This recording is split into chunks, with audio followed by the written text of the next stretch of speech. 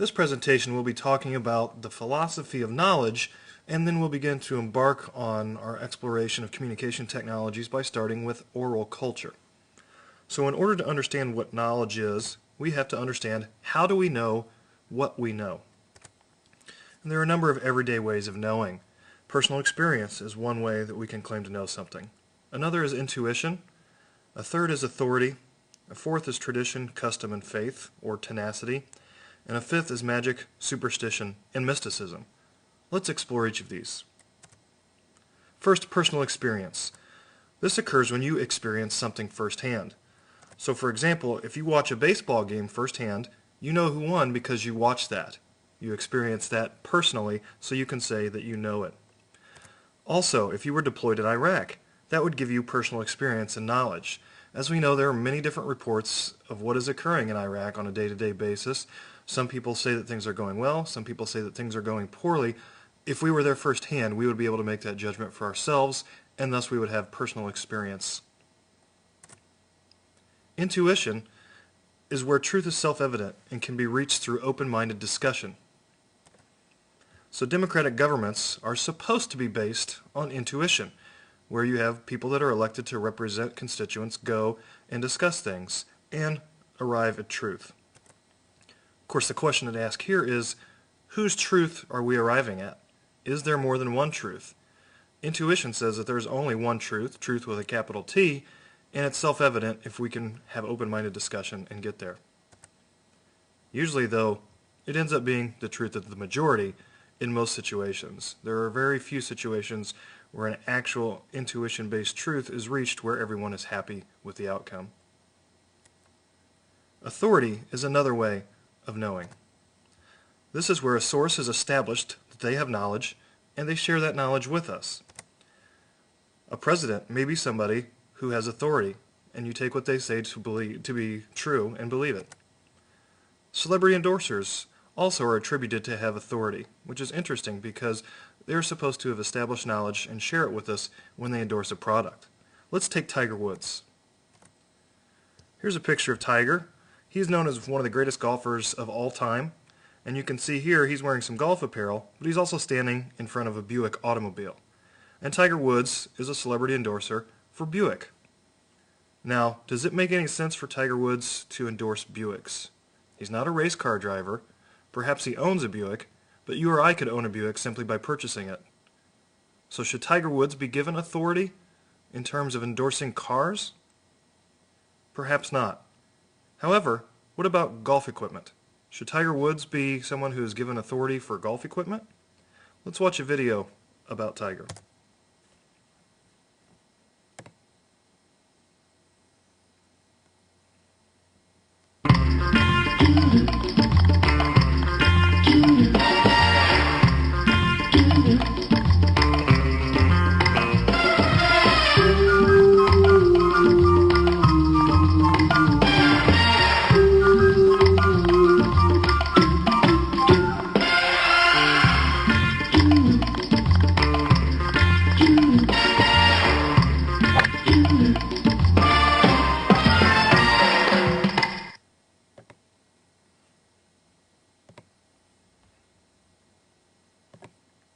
So as we can see there, Tiger Woods, while that's not necessarily a perfect golf routine, can handle a golf ball and handle a golf club, and is widely recognized as the greatest golfer playing right now, if not the greatest golfer ever.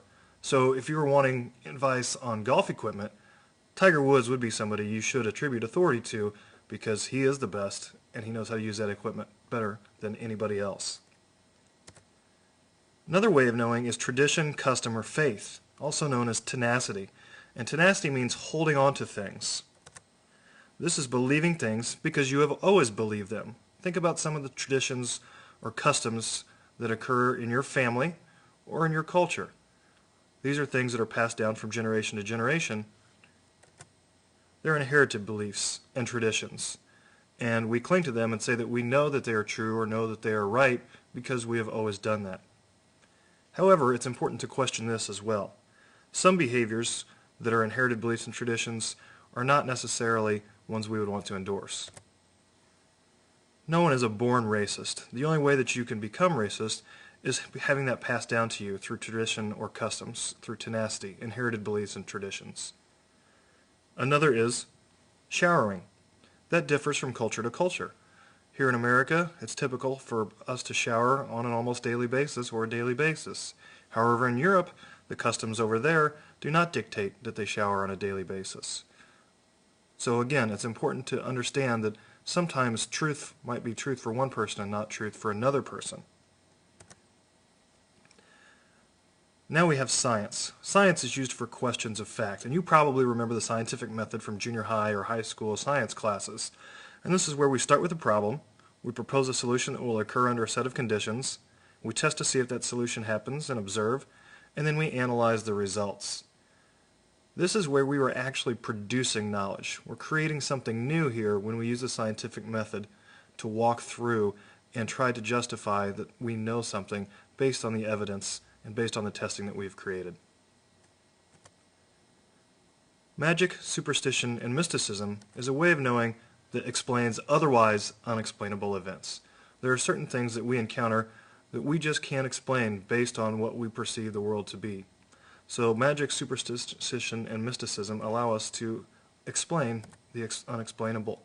So things like forecasting the future and horoscopes, if you buy into those, you're buying into magic, superstition, and mysticism as a legitimate way of knowing.